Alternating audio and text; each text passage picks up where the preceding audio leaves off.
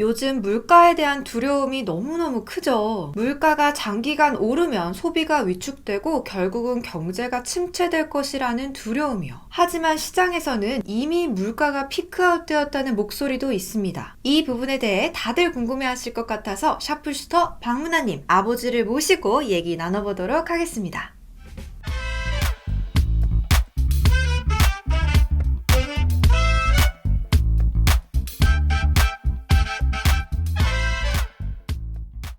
아버지, 물가가 피크아웃 되었다는 주장이 많아지고 있는데요. 아버지의 의견이 궁금합니다. 미국이요, 한국이요? 미국이죠.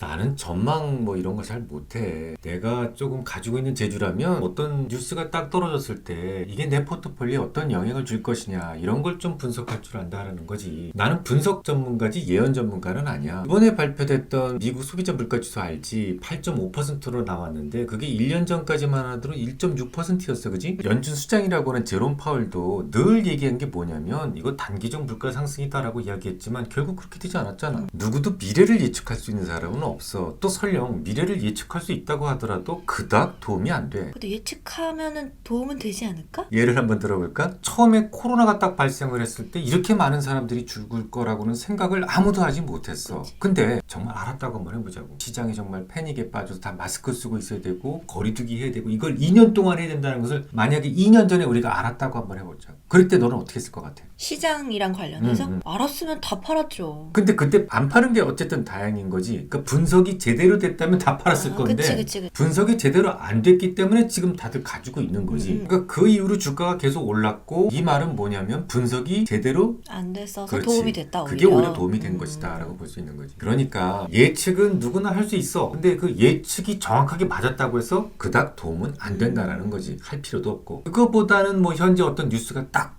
임팩트 했을 때 그 뉴스가 내 포트폴리오에 어떤 영향을 미치게 될 것인가 이런 부분들을 연구하고 거기에 시간을 쏟는 것이 훨씬 더 경제적이다라는 거지. 그러면 질문의 방향을 조금 바꿔볼게요. 그래? 네. 블러드 총재가 올해 안에 미국 금리를 3.5%까지 올려야 한다고 주장을 하고 있는데 그분의 말대로라면 남아있는 모든 회차에서 50베이스 포인트 인상을 계속해서 해야 된다는 말이 된단 말이죠. 게다가 월요일 새벽에 미 증시가 끝난 이후에 블러드 총재는 75베이스 포인트씩의 인상도 배제되어서는 안 된다라고 얘기를 했단 말이에요. 근데 그 정도의 속도라면 나는 경제가 망가질 거라고 생각이 되는데 블러드의 말이 타당성이 있나요? 이렇게 질문을 해보겠습니다. 연준의 위원들이 굉장히 많지. 한 명이 아니지. 한 명이 아는 이유가 일단 뭐 중지를 모은다라는 그런 의미도 가지고 있지만 사실 좀 바람 잡는다는 의미도 좀 가지고 있어. 나는 지금도 블러드 총재가 진정 그렇게 생각하고 있다고 생각하지는 않아. 그냥 뭐 시장에 계속적으로 경고를 함으로써 기대 인플레라고 그러지. 시장이 가지고 있는 기대 인플레를 좀 억누르자. 그런 취지로 좀 계속 그렇게 얘기하는 게 아닌가라는 생각이 들어. 또 설령 그가 하는 말이 진심이라고 할지라도 연준에 그와 같은 그런 생각을 가진 사람은 단 한 명도 없어. 지금 미국에서 2년물 금리가 거의 2.5%에서 오가고 있지. 지금까지 열심히 세게 달려오다가 지금은 좀 멈춘 상태지. 왔다 갔다만 하고. 그 이유가 뭐냐면 많은 연준 의원들의 생각이 또 시장의 생각이 그 정도에 머물러 있다라고 보면 돼. 내가 예전에 그런 말 했었지. 연준의 생각을 가장 잘 대변해 주는 것이 2년물이다 라고 이야기를 했는데 2년물의 움직임을 보면 대충 그 정도가 정답이 아닐까 보는 거지. 그러면 지금 거의 물가가 고점에 왔다라고 생각할 수도 있겠네? 집요하시다. 모르지 나는.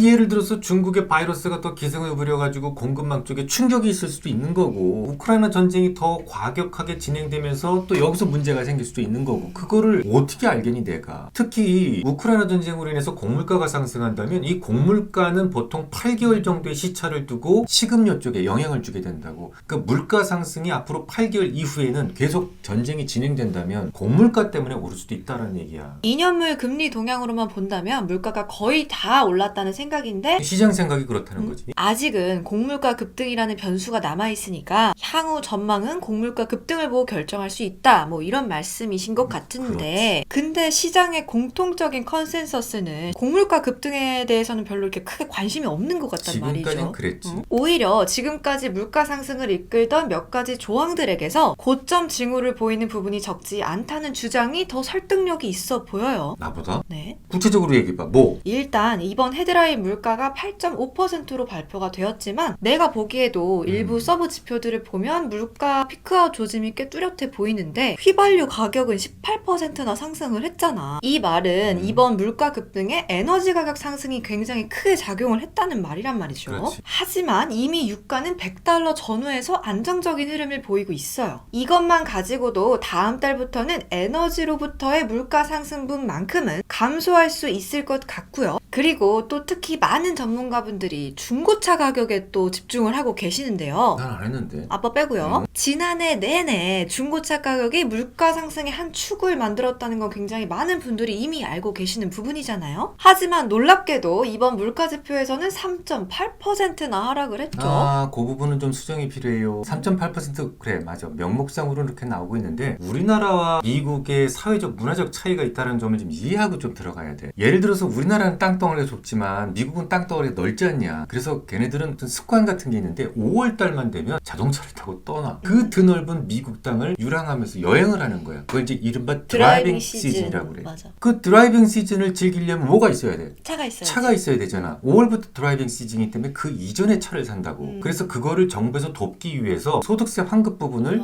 그때 이제 떨어뜨려 준단 말이지. 근데 요번에 좀 되게 늦어졌어. 그래서 3월 달에 있어야 됐던 것이 4월 달로 미뤄지게 됐다고. 이 말은 다시 말해서 지금 좀 수요 자체가 이연되었다라는 거고, 이 말은 4월 달 지표에서는 중고차 가격이 다시 올라갈 수도 있다라는 것을 의미하지. 자동차 가격이 3.8% 하락한 것 때문에 물가가 고점이다라는 생각은 조금 빼야겠네요. 그건 빼고 하는 게 좋을 것 같아. 그러면은 한 가지만 더. 이번에 진짜 한 가지만이야? 딱 한 가지만 더. 이번 주에 음. 전미주택건설업협회가 발표한 4월 주택시장지수에 따르면 77로 집계가 됐더라고요. 떨어졌지. 2포인트. 협회에서는 지수가 다소 하락한 이유에 대해서 모기지 금리가 급등하고 공급망의 지속적인 교란이 주택시장에 부정적인 영향을 미치고 있다. 이에 따라 주택 재고수 감소에도 불구하고 영업 여건이 지난 여름 이후 최악 수준으로 나타났다. 이렇게 발표를 했단 말이죠. 이 말은 결국 핵심 물가 바스켓에서 42%나 차지하고 있는 주거 물가도 조금 피크아웃 됐을 가능성이 높다는 걸로 봐야 되지 않을까 이렇게 생각을 하는데요. 달랑 한 번 가지고 네. 지금 네가 방금 얘기했잖아. 어쨌든 전체 재고 수준은 계속 떨어지고 있다라는 것을 꼭 기억해 둬야 돼. 재고가 떨어진다는 얘기는 사고 싶은 사람이 있어서 살 수 없다는 얘기야, 그치? 지금은 금리가 너무 급하게 오른 거잖아. 그래서 구매자들이 잠깐 좀 머뭇거리고 있었단 말이지. 하지만 미국은 어떻다고? 주택 구매자한테 리파이낸싱의 권리가 있기 때문에 금리가 어느 정도 안정되면 다시 활발한 거래가 이루어질 수 있어. 그러니까 그건 몇 번 정도 데이터를 보고 판단할 문제지 뭐 단 한 번의 데이터 가지고 얘기할 문제는 아니라고 봐. 주택 구매자들이 조금 어리둥절할 만하기도 한 게 지난주에 30년 모기지 금리가 2011년 이후 처음으로 5%를 돌파를 했더라고요. 그리고 5%가 중요한 게 아니라 5%에 도달하는 속도가 너무 빨랐던 빨라졌다. 거야. 속도가 문제인 거지. 금리가 이렇게 빠른 속도로 속도한 적은 없었단 말이야. 거의. 내가 기억한 것 가지고도 채권 학살 이런 시기 한 2번 정도밖에 없었던 것 같아. 그럼 아빠 생각은 결론적으로 아직은 물가가 피크아웃 된 게 아닐 수도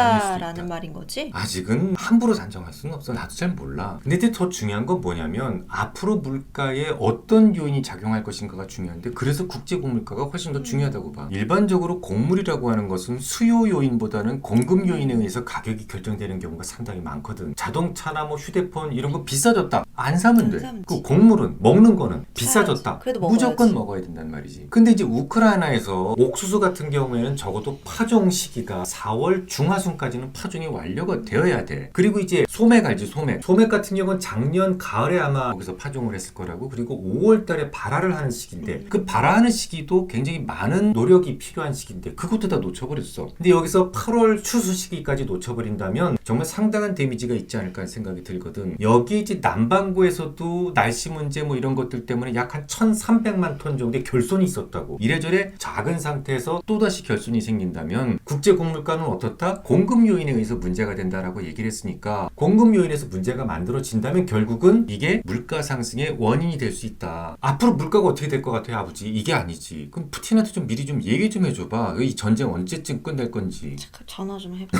그게 전망이 어렵기 때문에 앞으로의 물가가 뭐 피크아웃 됐다 이건 별 의미가 없는 논쟁이 돼버리는 거야. 결국에는 또 전쟁 얘기로 갈 그렇지. 수밖에 없는데 이렇게 전쟁이 길어지면 어쨌든 물가 급등은 올 수밖에 없겠어요. IMF에서도 비슷한 말을 하기는 했는데 현지 시간으로 19일에 세계 경제 전망 보고서를 통해서 전쟁과 관련된 공급 부족은 특히 에너지와 금속, 식품 가격 상승을 통해서 물가 상승 압력을 크게 증폭시킬 것이며 점차 병목 현상이 완화가 되겠지만 일부 부문의 공급 부족은 2023년까지 지속될 수 있다. 이렇게 얘기를 했단 말이에요. 식품 물가가요. 전체 물가 바스켓에서 얼마나 차지하더라요?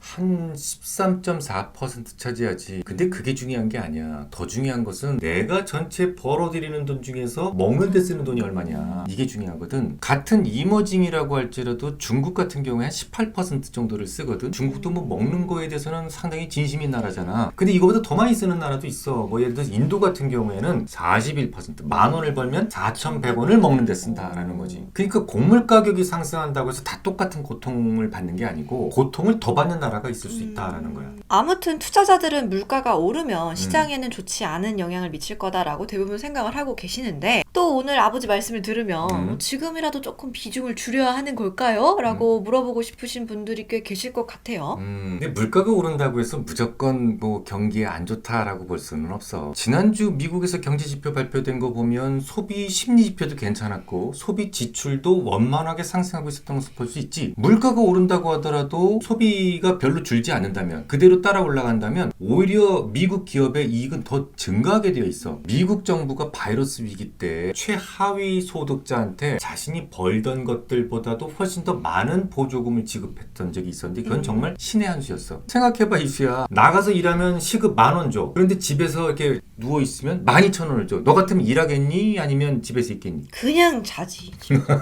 자, 그러면 일하기 싫은 사람을 다시 일터로 유인하려면 정부에서 주는 보조금 12,000원보다 더 줘야 된다는 거야. 당연히 전체 급여 수준은 하위가 올라갔으니까 점점 같이 따라 올라갈 수밖에 없었던 거야. 내 수입이 가처분 소득이 늘었으니까 물가가 올라가더라도 내가 소비하는데 불편함이 있어 없어? 없죠. 없단 말이야. 나 그거 궁금했거든. 그래서 이제 물가가 상승을 하긴 했지만 그럼에도 불구하고 미국 소비 지표가 위축이 안 됐던 거군요. 그렇지만 앞으로도 계속 그럴 것은 아니지. 보조금 준 것은 한계가 있으니까 앞으로도 계속 물가가 만약에 올라가게 된다면 실질 소득이 감소하고 감소하는 만큼 소비가 감소할 수가 있겠지. 그렇기 때문에 기업 이익도 줄어들죠. 축소될 수가 있지. 그래서 내가 여러 번 얘기했지만 연준이 그 물가가 지속적으로 올라가는 그 기대 심리를 꺾기 위해서 금리를 계속 올리려고 했던 거야. 시간상 정리 타임인 것 같은데 오늘은 정리해서 결론을 내리기가 조금 애매해요. 그래? 아버지가 할래? 아 싫어? 네가 해. 일단 유가로 인해서 올랐던 물가는 어느 정도 안정 국면에 접어들었다고 봐도 될 것 같아요. 오케이. 하지만 아직 곡물가에 대한 우려가 남아있기 때문에 설령 피크아웃 되었다고 하더라도 장기간에 걸쳐 천천히 하락을 할 것으로 보입니다. 구독.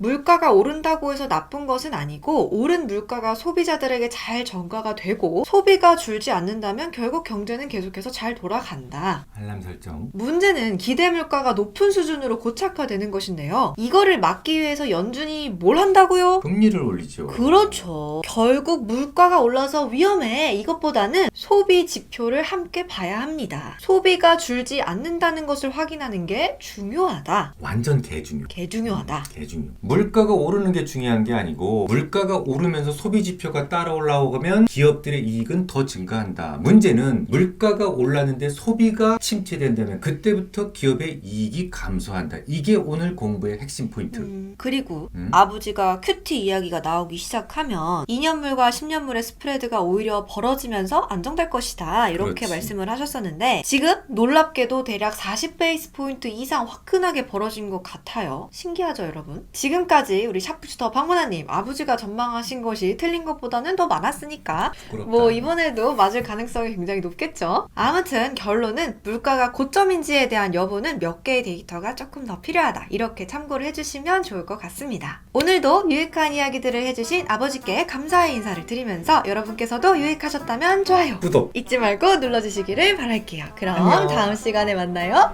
안녕. 안녕. 같이 해, 같이.